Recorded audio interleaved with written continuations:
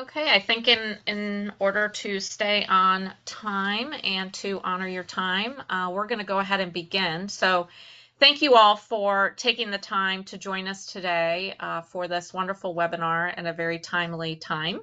Uh, this session is going to be recorded, so there will be a follow-up email that will be sent to you all with a survey and a recording of this. So please take advantage of that. Also, I wanted to let you know that while I'm doing the introduction of our panelists and also throughout the webinar, you will get some polling questions. So please take advantage of those as they will help our panelists as we go through this process. Again, if you're comfortable doing so, please drop your name, where you are, and the organization you're with in the chat.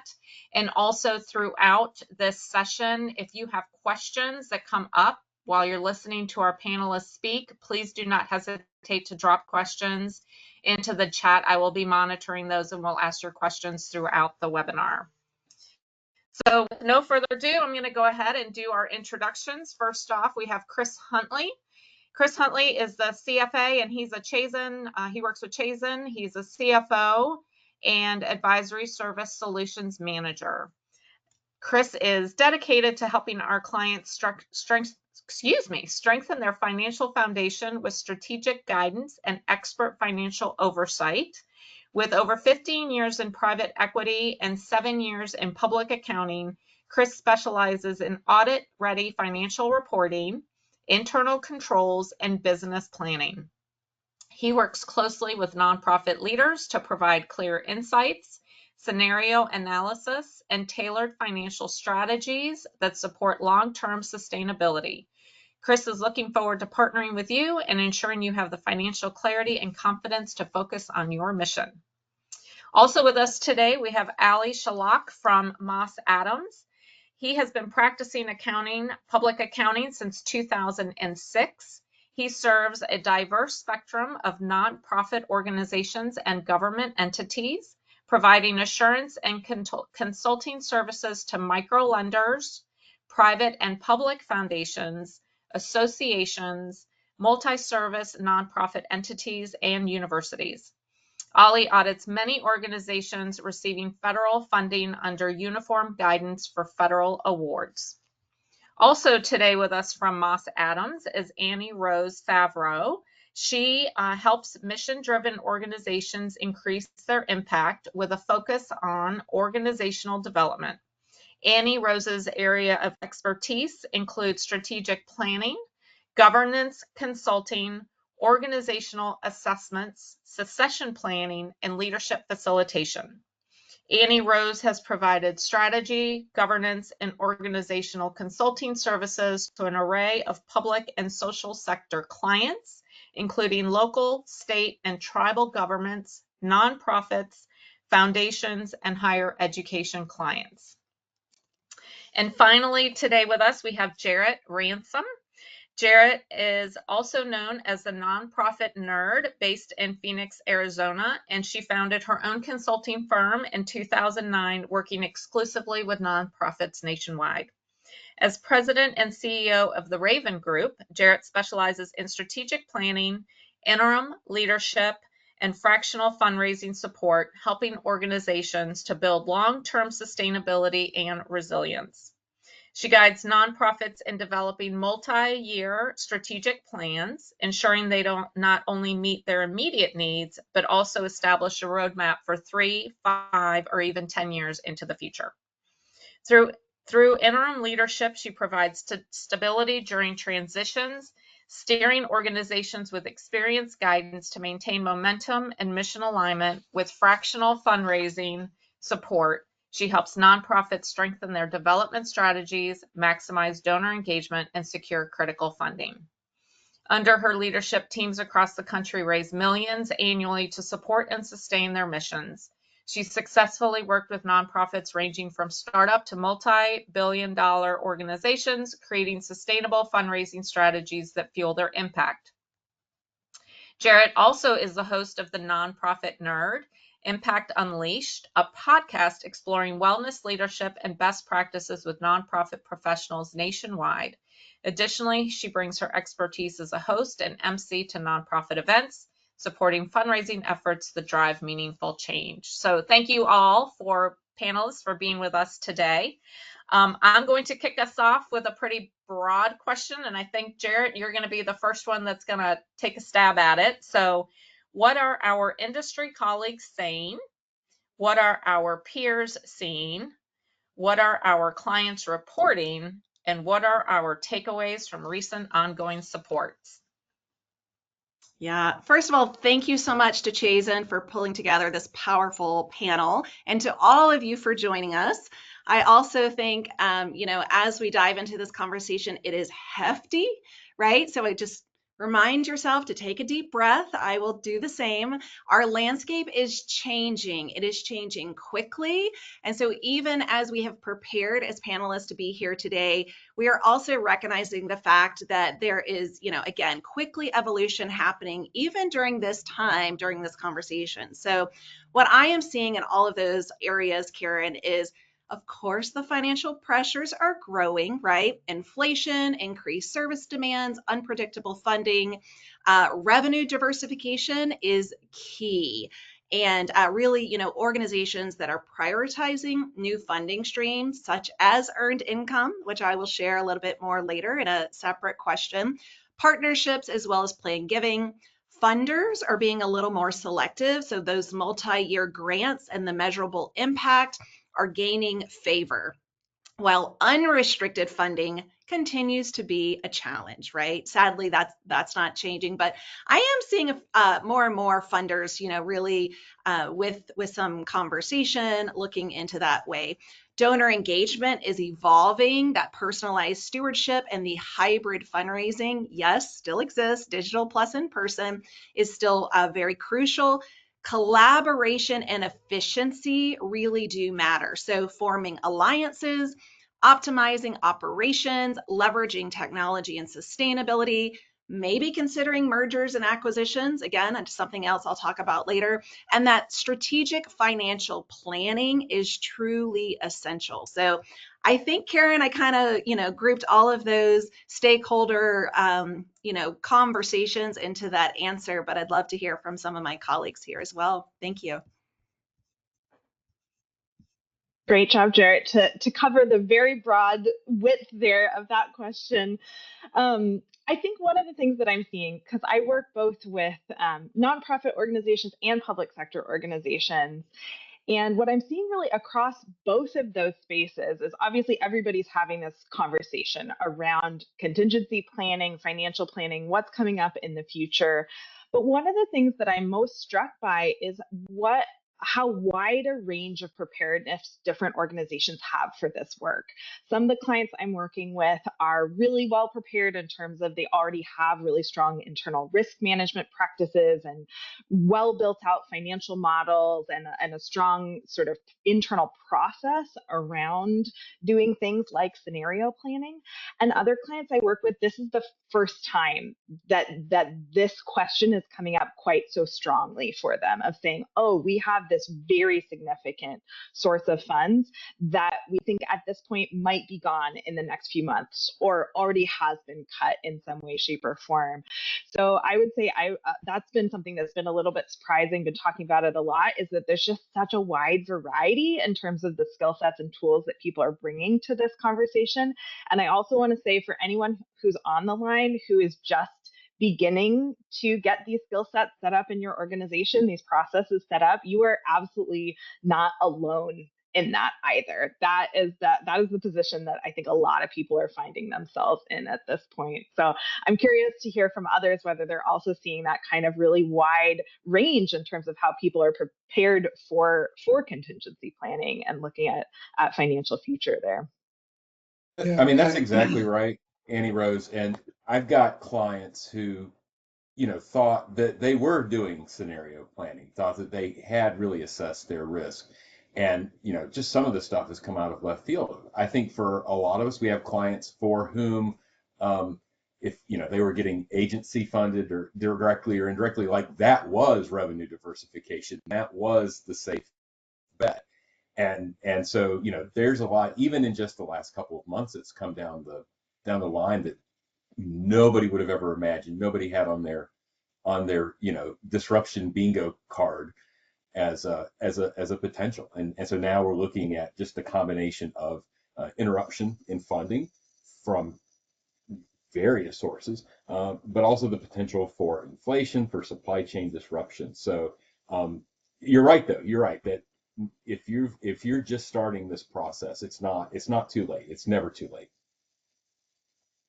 One thing you've all mentioned is the inflation and things of that nature, but then also I think one of the challenges is finding good people too, especially in this market, technical people that could help set up the systems and the processes. So, very similar to you, Annie Rose, I've seen, across the spectrum, organizations where they're highly prepared, they've thought about that, and organizations now are reactive. And I think the conversations that I'm having are good conversations. But the more we're analyzing, doing our risk assessment, the better off we will be, I think, in the short term. Because, and Jarrett, you may have more insight to this based on your background, but the creating relationships and developing relationship with high donors or corporate foundations is a long-term process. And if you have a short-term need of cash flows, that might not be your solution. But a lot of things that I'm seeing and I'm talking to my clients about is revenue diversification, concentration risks in their donor pools, and conversations that I didn't have during the pandemic because there was such an influx of cash infusion into not-for-profits and into the economy in general, where that wasn't an issue. But now I feel like with a lot of those uncertainty, it is. And, to add another layer, some of the questions that we're getting asked, or I'm getting asked, I don't have the answers to. And then we'll ask them to reach out to legal, but there's so much uncertainty at this point where we're trying to pivot as we get more information, from the that's coming out of legislation, coming out of executive orders and whatnot.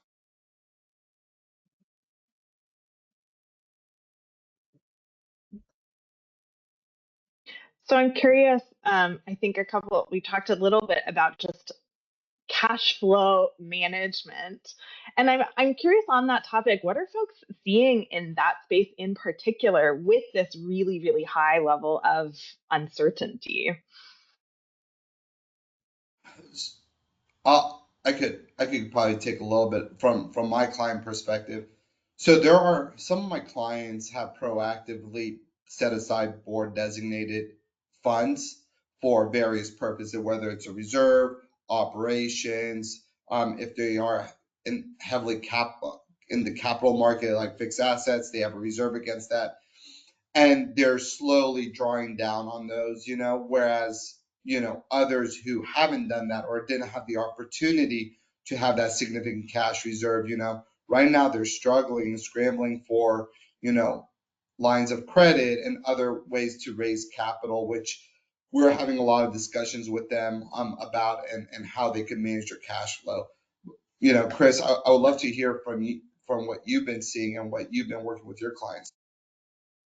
So you're absolutely right, and we encourage, just as a firm, we encourage our clients as a rule of thumb to have 6 months of operating expenses held in reserve, and if they're not there yet, to start, setting a path to get there, and that's been our sort of orthodoxy up to this point.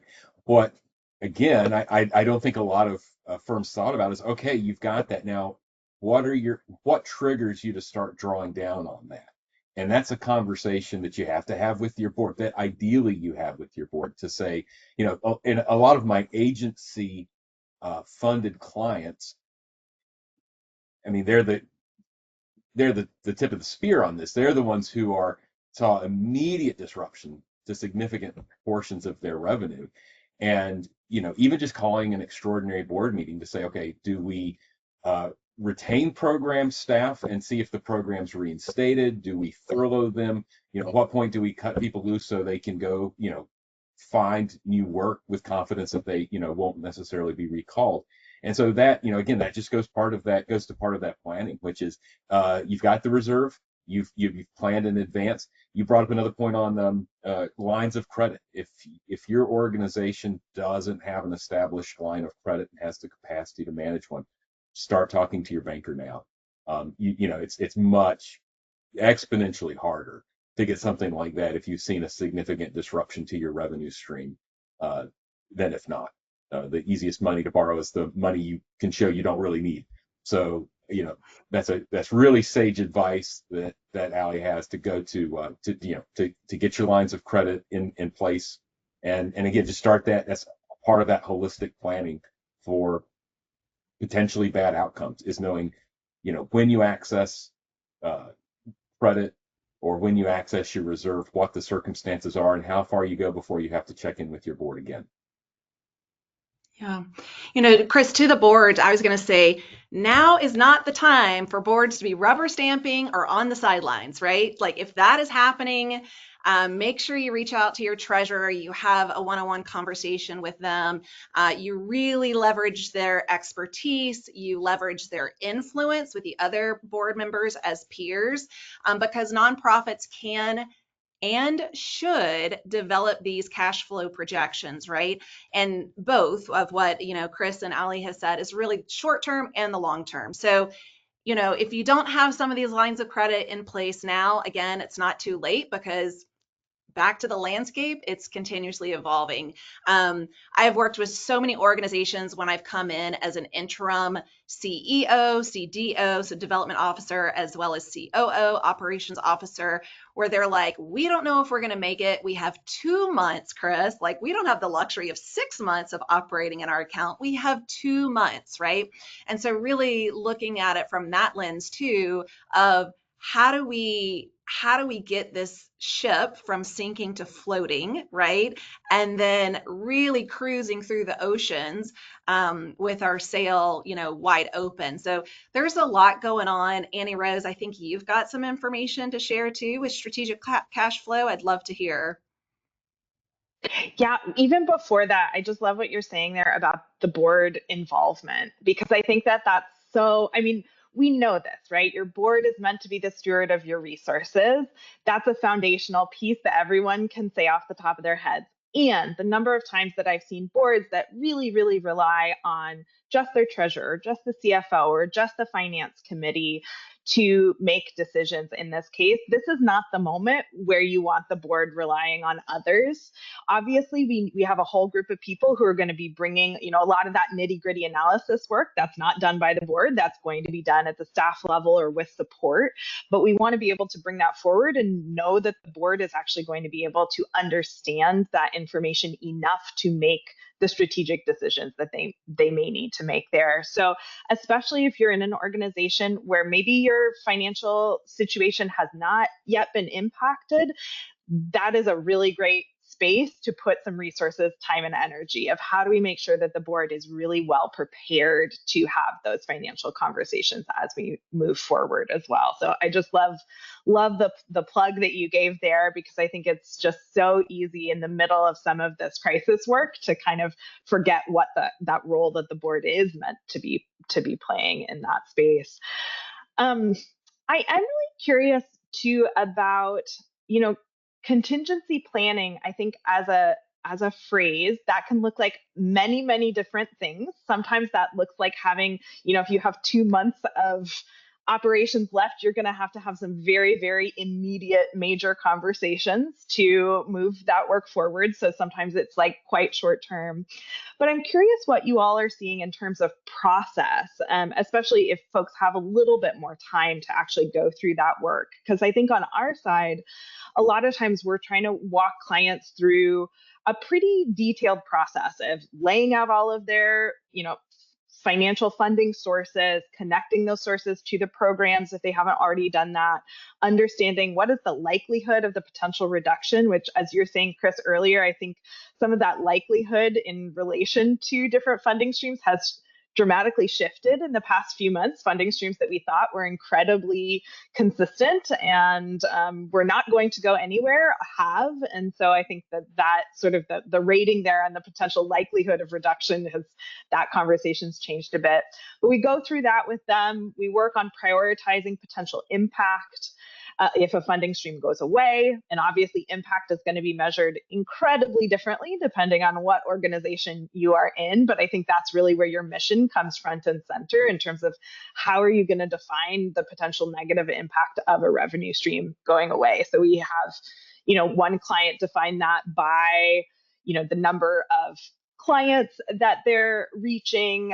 They're thinking about, what are the potential reputational risks if we ceased a program? What are the potential employee risks if we roll back work in this area, right? It's not just the financial risks that we're talking about when we think about impact. It's that holistic picture, but really understanding like what could happen if this funding source is cut. And then finally going through what are our options there. And sometimes the option is we have to cut the service. That's the only thing. Sometimes the option is we can reduce the service. Sometimes we can use reserve funds or pull on a line of credit, but really trying to understand sort of what that full landscape is for moving work forward. And then in the highest priority areas, we're often going into much more kind of depth on different scenarios as well with our clients. But I'm curious how you all are even speaking with your clients and working through some of these really big questions that are coming up for different organizations in different ways. So one thing we're doing more is, we're looking at each of the programs as a department, right? And this is more taking a for-profit view on your not-for-profit organization and seeing whether that program is core to the mission, or was it a mission creep program where you received this one-time funding or the short-term funding, and then you've decided to have this program out there. And we're looking at each of these programs as departments and seeing whether or not they're profitable or not from a financial perspective. But then what is the impact it has to the community? Do we need to have this program? Is another organization doing something similar who could do it better, cheaper, faster, easier, with a broader reach? And then if the answer is yes to that, well, can we transfer that program to another not-for-profit who could do the same work? And it's really going back to the core, right? And unfortunately, it almost seems like a step backwards, but I think it's a step forward, because if you are able to transfer those, I'm going to call them unprofitable programs, to another not-for-profit who could do it a lot better than we can, why not do that and then take that savings and put into your core mission? So I'm seeing some of that. I'm also seeing reduction of headcount workforce, unfortunately, just because they're trying to manage their expenses, right? But you can only do that so much until it'll impact your core mission. But then what happens is, as you become a little bit leaner and you go back to your core, you begin to develop depth. And what I mean is depth with donors, with potential funders, with building more relationship with corporate foundations, with corporations, saying, hey, we're stepping in and we're going to do X, Y, Z in these areas. Can you support that? And what I'm seeing is more people or more donors are willing to do that versus just, Jared, to your point, give a blanket check to unrestricted funds, even though we need unrestricted funds and it's important to have. But then what we're seeing is, yes, there are program specific dollars coming in, but the programs that have a direct impact to your overall or to your core mission. So that's what I'm seeing. Yeah, I would love to tag back in on that, Allie. I kind of teased it earlier with M&A, merger and acquisition. I think we probably think of that more on the for-profit corporation world. It is a thing, friends. It is a thing here in our sector. Even what Allie was saying, program asset transfers, you can do that too. I don't know, maybe I'm a disruptor in this thinking. We don't need 1.8 million nonprofits registered in the US, right? We need really committed organizations that can do amazing work, which means that we as leaders in the nonprofit need to start pushing back to say, look, we can't do all these programs and all these things because we're not doing all these programs and all these things well, right? So it might be better fit and better suited for another organization, I believe wholly in collaboration. However, I do know that it's also seen as competition, right? Like we're all competing for dollars. We're all competing for the night of the gala that someone, comes to our event. But if we can look beyond, our ego kind of a, lens and look to say, what is the greatest good for the community? What is the greatest need in our community? And what is the greatest good for us to still provide, right, this solution to our community's problem? So I do think we're going to start seeing more mergers and acquisitions. And I think that's okay, right? Like I want you to lean into that curiosity, not that like, lean in to say, yes, I'm on board with that too, Jarrett, but at least start to have some curiosity around that, because I want you to really think of it as, if your organization were to go away because of the funding, because of the lack of donor support, what would it do to the individuals you serve? What would it do to the community at large, right? And so I hope that we can all, as fellow nonprofit nerds, right, see the greater good and what we need in our community. That's my 2 cents that I'd like to just, elaborate a bit more on the M&A side. You bring up a good point. Oh, sorry. Go ahead, Chris. Well, I was just going to say, Nick, very briefly, similarly, I have at least one client who's looking at doing a spinoff. So it's a sort of successful program within the organization, but the concern is that if there is a disruption to revenue, would that infect the entire organization? And there was probably going to be a move towards that spinoff irrespective. But I think that, the recent changes in the last couple of months has accelerated that. So, yeah, I mean, that's also an option.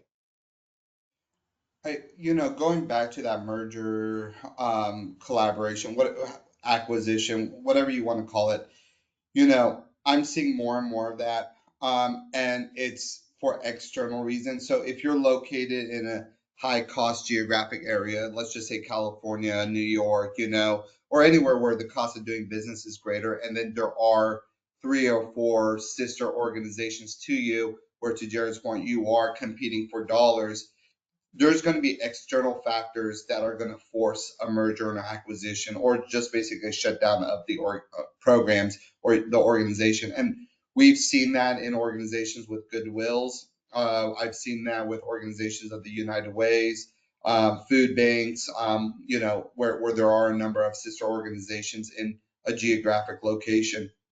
There's really 2 approaches. There is, the viewpoint of we're going to continue doing good things for the community, and we're going to do that being a larger organization and consolidate some of the back office admin support, or we're going to resist against it and not do it, and then being forced to do it at some point because cash flow projections or revenue and things like that. And where I've seen it highly successful is when 2 organizations come together and they say, yes, we want to serve the greater community and do good, but let's do it together through a collaboration or through a merger.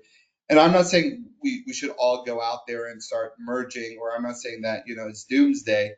But what I'm saying is, Jared brings up a good point. We are all trying to change the same dollars from the same funders, from the same corporations in the same area, doing similar programs. That's going to be more and more hard. That's going to be harder to do, especially as the cost of money is becoming more expensive, as inflation's getting higher and things of that nature. So we're going to see natural mergers and consolidations of programs across geographic footprints.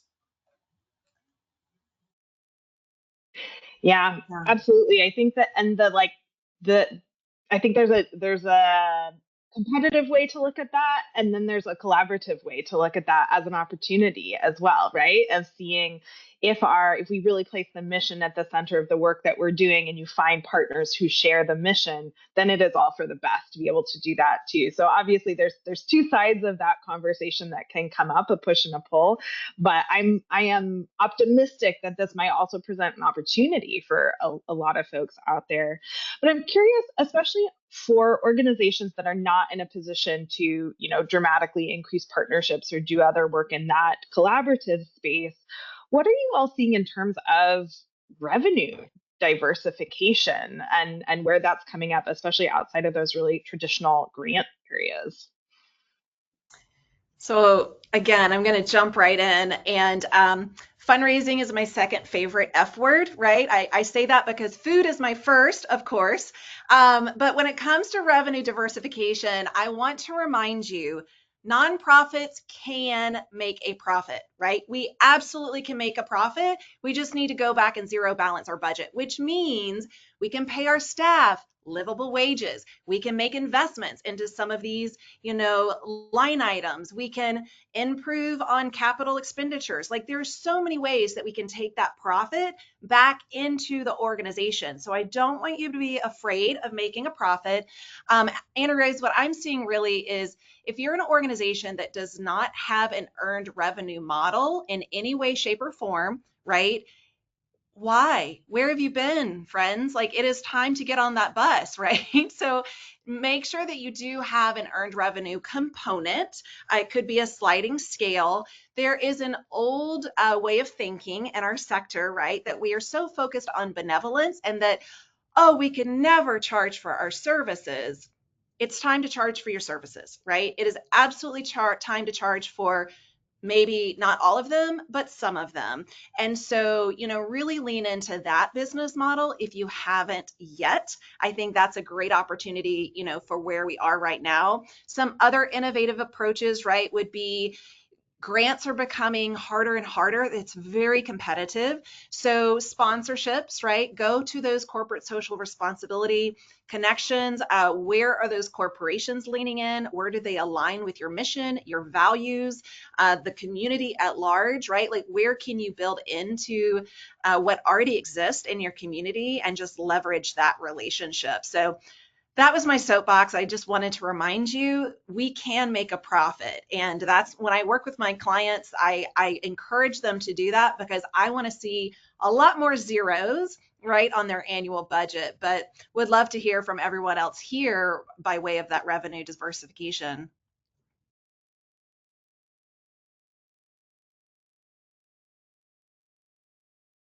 All right, well, I'll step in. So yes, that's correct. I think the flip side of that, and it's a little more macabre, a little less optimistic, is actually understanding all of your revenue sources that you have now and what their revenue sources are.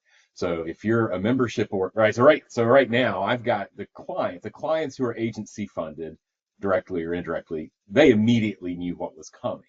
And then I have a tranche of clients who I'm more concerned by their lack of concern. It's a membership organization. Okay, well, who are your members, right? Who are you? It's the educational, educational institution. Well, how much of your revenue, how much of your, top ratepayers are on F1 and J1 visas? Are those going to continue to be issued? Are they going to continue to be honored? And then that's just this incremental stress testing, right? If we lose the member, the student, whatever the source is, how does that affect our bottom line? And then how do we go and prepare to offset that?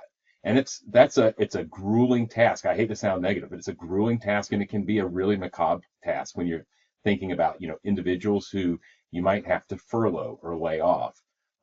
But it's absolutely necessary at this point, even if you're not feeling the immediate effects of this. Yeah, So, I really appreciate what you're saying about the timing of these elements too, of sort of when are these impacts going to hit, and they're going to hit very differently depending on what your revenue streams are.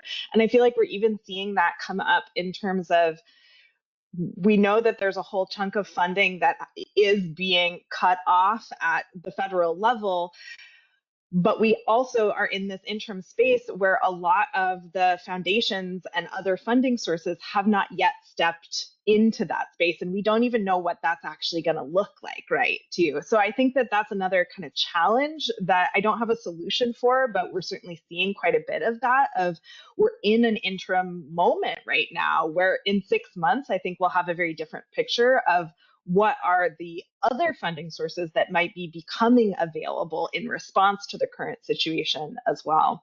But Lee, I think I cut you off there. Go ahead. No, you're good. You're good. I loved your point. Just because I'm an auditor, I'm going to say this. If your organization gets an audit, this whole analysis that Jared, Chris, Annie Rose was talking about revenue concentrations, diversifications, expense, profit, as part of the audit process, there's something called a going concern analysis, where the auditor and your accounting team has to perform an analysis of what does an organization from a financial statement look like, from a financial perspective, look like 1 year from the date of issuance. So it's a look forward analysis. So a lot of this conversation that we're all having will impact that analysis, and your auditors will be asking for that. So once again, it is being looked at from an audit perspective as well, and I think it's more and more important. And I love Jared's, your comment about earned income. If you're providing technical assistance, if you are providing support, why not charge a fee? It may not be a market rate, but you could charge something for it, right? Or it could be market. It's really up to you all from a strategic standpoint, but capitalizing on that, and making sure that you're using that to your advantage. And I think when you're looking at, for example, if you're in a research and development space where you're depending on NIH, National Institute of Health and Human Service money, or DoD, the Department of Defense, where you do receive an indirect cost rate, well, there's conversations about bringing down the indirect cost rate to 15%. Well, if you're operating in San Francisco or New York, your indirect cost rates are probably 85%. So that delta, what does that mean for the organization? So I think it's more of a holistic approach. And going back to something that we were talking about initially is board and finance committee engagement. And I think I find it problematic when there's a disconnect, or the finance committee is not talking with management about plans, especially now, and you want to align your board with management on all the steps, because I think that'll make all of this process easier, for everybody. But I guess, my question is, Annie Rose or Jared or even Chris, what are you seeing as far as board and leadership engagements? I know we briefly talked about that, but are you seeing, more board members being active with management? Are you seeing more collaboration? How are those conversations when you're in the boardroom look like? Every client I have, and I think without exception, it's if management and executive leadership teams weren't anticipating how sudden and severe this potentially was, boards were even less so. And so if you're here as a board member, please reach out to your EDs or your EVPs Yeah. and ask, how can I help? If you're here as an executive director, and I want to expand, I want to zoom out on something that's been brought up a few times. Get your board in. They are there. They are 100% on your team. They are committing their time to the well-being of your organization. They're committing their, wealth to the well-being of your organization. Mhm. They want to help you. They may very well need you to tell them how to help and in really Yeah. unambiguous terms. But to zoom out, if I can, just a little bit, it's your board, it's your finance committee, it's your development committee, but it's also if you are a member of a professional or trade organization. This is, by the way, this is not the time to go this alone. Lean on those. You've been paying those folks dues for years. Part of their job is to advocate. And for I think some people, but you are also in it as individuals, your staff, your leadership team, your constituents. You have voting members of Congress. And for I think a group that I would like to make sure we address well before we leave this is a lot of the clients in that Chazen serves. These are hyper local. These are providing an absolutely essential need being met in a community. Sometimes it's a middle-sized city, sometimes it's rural, and these folks are linchpins to making their communities work. And just calling on all levels of elected representatives and saying, hey, there's a real problem here. We may not have uh, a crosstown organization that we can merge with. Some real people are going to lose out, and enough voices heard I still believe in democracy. Enough voices heard will have an effect. So just if I, general counsel, generalized counsel to folks listening, just ask for help anywhere you can find it. Your communities appreciate what you're doing. Your communities value what you're doing, and just lean into that. Yeah. Mm. Karen, I'm curious, do So we have any, sorry, Annie Rose, I'm curious, Karen, do we have any questions that have come in from our attendees? I do. I've got two of them. So I want to give one of, I think you touched on it slightly, so it just dive in a little deeper. There's no limit on the amount of cash a nonprofit can hold. Is there a benchmark for how much savings that a nonprofit can or should have? And this individual says we use our investments for scholarships and have reserve accounts for operations and HQ facility. So I could talk about it from an audit accounting. There is no standard.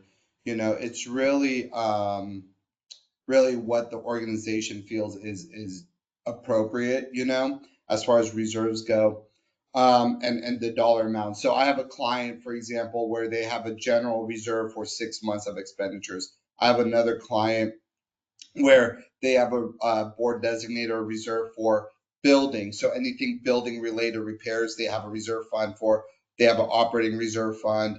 They have a reserve fund just in case a program funding goes away. Now, one thing I will mention is, with the investments, the investment market, and you all know this, has been doing very well, right? Right now, there's a lot of ups and downs. So a lot of the investment income that you've generated historically, and you may or may not have leaned into from a budget standpoint, I would put less emphasis on that, because you don't know if we're going to get the 20% returns that we've been historically seeing. So there's a lot of uncertainties there from that perspective. But from an audit and accounting guidance standpoint, there isn't a requirement. I think it goes down to the individual organization where they see the risks to be. Chris, any thoughts there, or anybody else? That's right. And if you're fortunate enough to have, you know, investments in securities or have an investment committee, you certainly have a broker, and they are a fiduciary, and ask them to, you know, if you're doing the work of doing your scenario analysis, if you're doing your stress testing, your risk profile, whatever you want to call it, and ask them to integrate that into uh, your risk profile, into your investment plan. It may be time to step back a little bit away from equities or alternative investments and put a little more in cash and FDIC, insured deposits. It may not be, but those are questions that you should be asking. Okay, thank you. I have one other, someone just wanted to point out that their grants specifically state that they cannot charge for their program services. So I don't know if you all want to address that in any way and maybe Pivot give some ideas there. Yeah, I'll So, jump in and would love love to hear from the others, Allie, because you're going to bring a totally different perspective. I would challenge, if you have one grant funder for the entirety of that program, right? Then yes, your hands might be tied. However, where else do you have opportunity within your organization to bring in that fee-based service?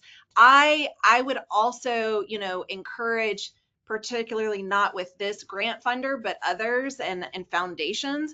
I am starting to sit across, board tables and have conversations where literally the foundation, director will say, it is about time this organization has added earned revenue into their business model, because they want to know that there is diversification. So you're in a little bit of a pickle if that is your sole funder for your sole program. But again, really looking to see where else, might you be able to bring in earned revenue. The other thing too, I have seen in great success is in-kind services, right? And so, for instance, really leaning into your board and their network instead of paying for a service, where might you get in-kind donated? And so that will also help to offset your financials and obviously your expenditures, because those are coming in. Great example there. If you're planning an event and you need food, you need AV, you need an MC, you need musicians, lean into that conversation. Utilize your board members to see where you can bring in an offset of an expenditure by way of in-kind. So Ali, I'm sure you're going to bring a totally different perspective, and I'm ready for it. No, I agree with everything you said.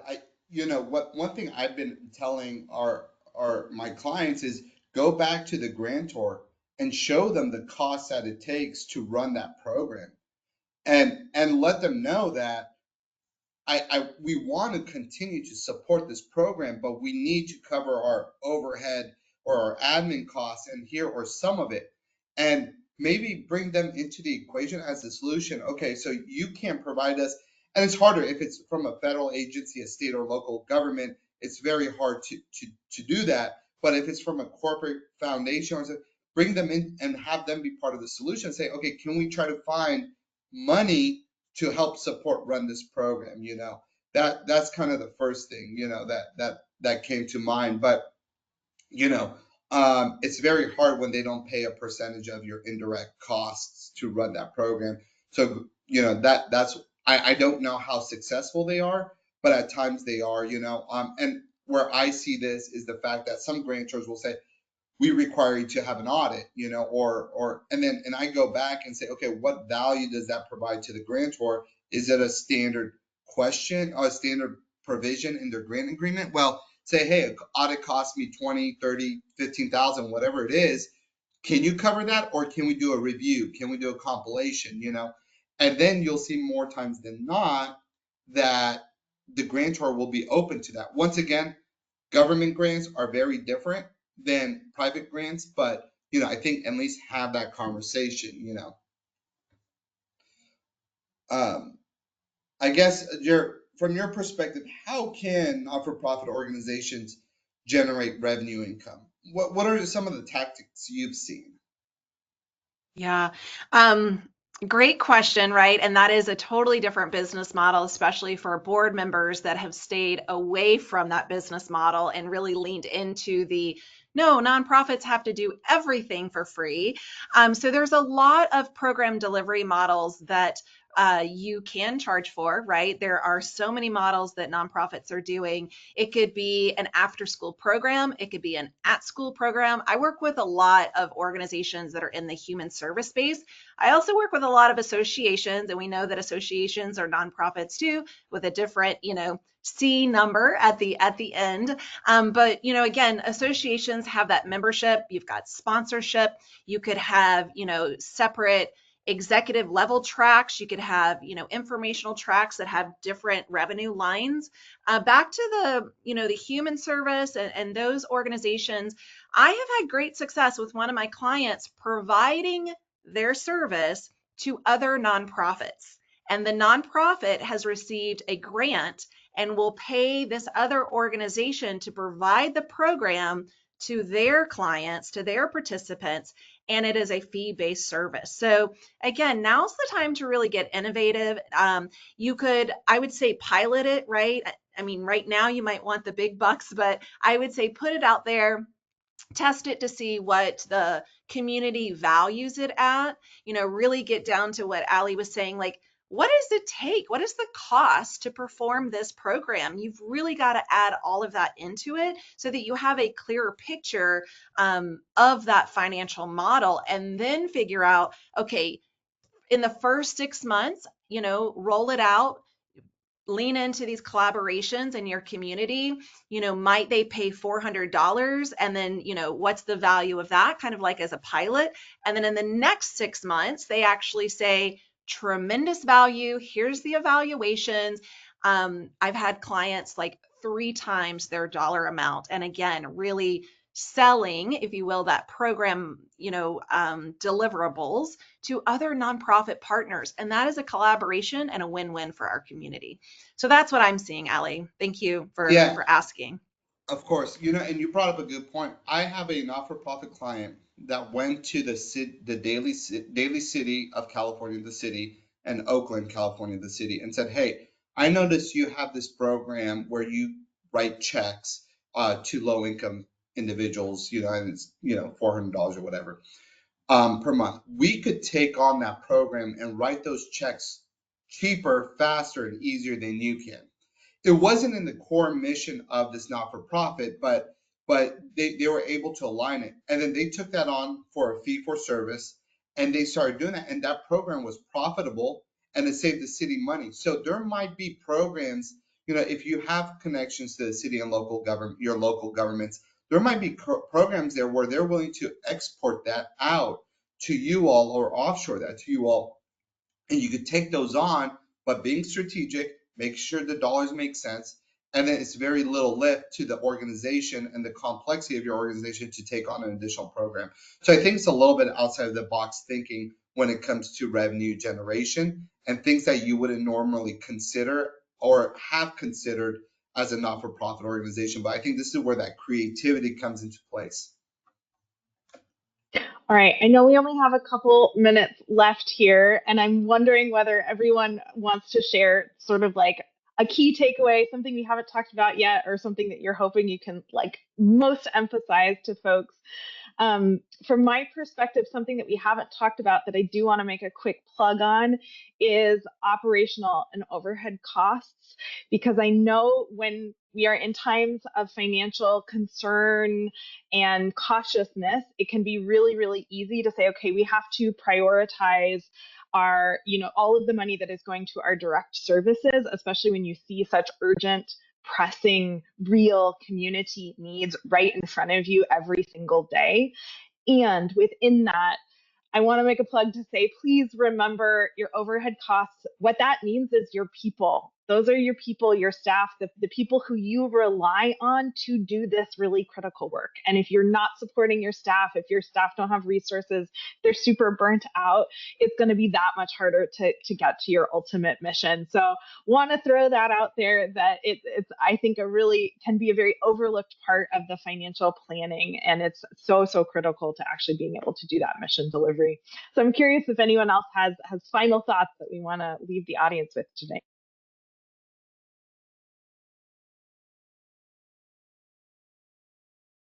I'll jump in from Go ahead.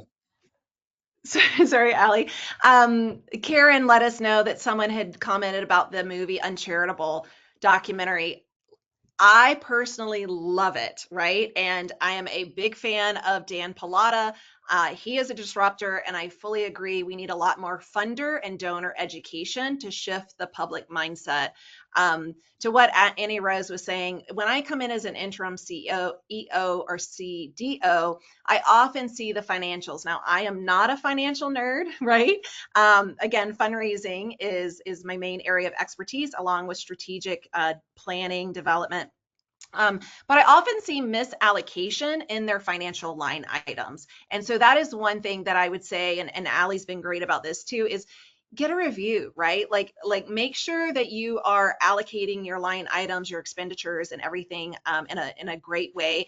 I also think too, leaning into the financial transparency, leaning into your board members in particular, to help share this narrative publicly with all of the stakeholders is very important. I actually had a call this morning with a prospective client. They're sitting on two separate investment accounts, one over $5 million, the other one at about $1.5 million.